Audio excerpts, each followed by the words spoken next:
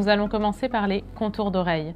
Vous avez une partie qui est placée sur le dessus de l'oreille, reliée par un tube à un embout sur mesure inséré dans votre conduit.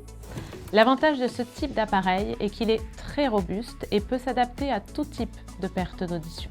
L'inconvénient est que cet appareil peut être moins esthétique que d'autres modèles.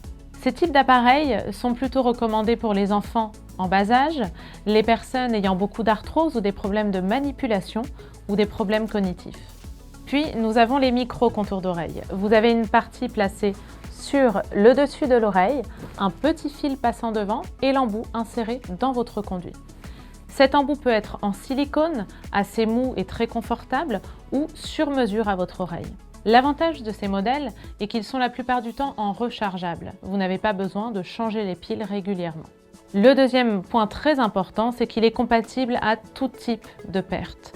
Plus de 80 à 90% des malentendants peuvent être équipés en micro-contours d'oreille. L'inconvénient est qu'il n'est pas forcément adapté pour les enfants en bas âge ou les personnes ayant de gros problèmes de manipulation, de par sa taille beaucoup plus petite. Pour finir, nous avons les modèles en intra-auriculaire. L'avantage de ce modèle est évidemment sa discrétion, sa facilité d'insertion dans le conduit. L'inconvénient, c'est que cet appareil-là étant très petit, les piles sont à changer beaucoup plus souvent. C'est un appareil qui est aussi plus fragile et plus sensible. Étant au quotidien dans le conduit, dans un milieu beaucoup plus humide, le risque de panne peut être augmenté. Il n'est compatible qu'à un certain type de perte d'audition. Ces trois types d'appareils peuvent aujourd'hui être connectés à votre téléphone portable pour écouter votre musique, recevoir vos appels ou avoir une application pour régler le volume de vos appareils.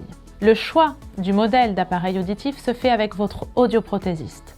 Il dépend en effet de votre perte d'audition et de l'anatomie de votre oreille.